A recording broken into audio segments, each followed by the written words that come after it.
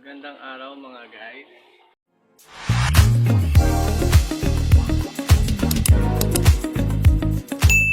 So may nakita na tayong railings mga guys. Maliit dyan sa gilid. So pumasok siya. Hindi masyadong makita yung railings eh. Alit niya kasi sobra. So may nakita na po ako na ilan na railings dito. Ibig sabihin, yung nanay nito mga kaboyet,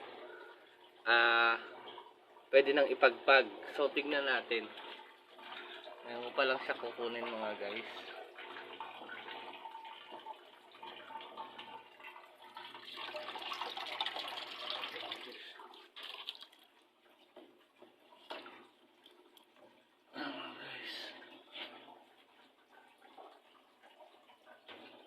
Natin kung pwede na siyang ipagpag mga guys.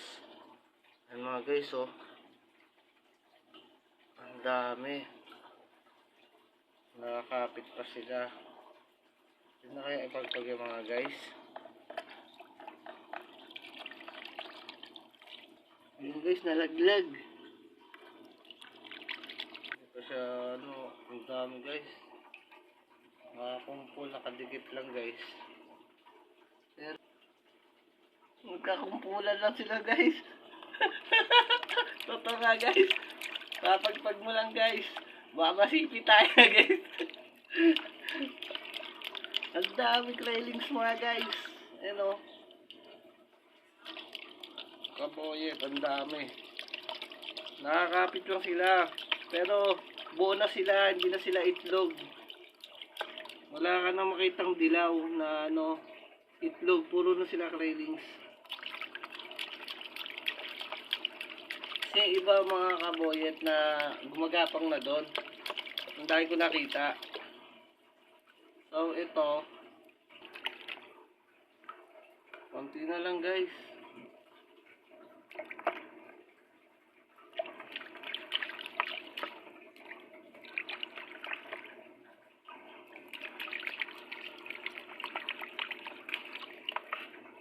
Konti na lang guys, konti na lang. Ang dami na oh. Tapos ibabalik natin siya sa habit niya kapag pahinga siya. Kailangan pala mga kaboy tawa kami sipit kasi naalog-alog sila.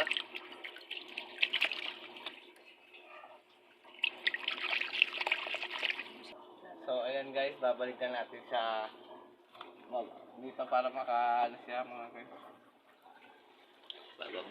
Labag muna natin sila para makapagpahinga siya dyan. Stress na yan. Nag-uukay po talaga sila oh. Pababa na siya. Bye bye mother. So ito yung mga railings natin. Hindi sila gaano karami. Pero nasa marami na po to. Kung ano lang po sa 100 din tong railings na to. Kumpulan po kasi ang lalaki. Ang lalaki na agad niya. Parang ito oh. Ito ang ganda ang so laki oh.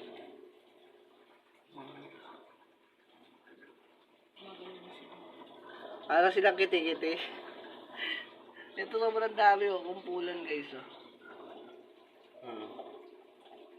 Gumagalaw po talaga, di ba? Ito nakahiga oh. Stay put lang siya. So hanggang sa muli mga kaboyet, success tayo na nakapisa tayo ng railings. So abangan na lang natin yung paglaki nila mga kaboyet. Yan, gumagalaw po talaga yan mga railings.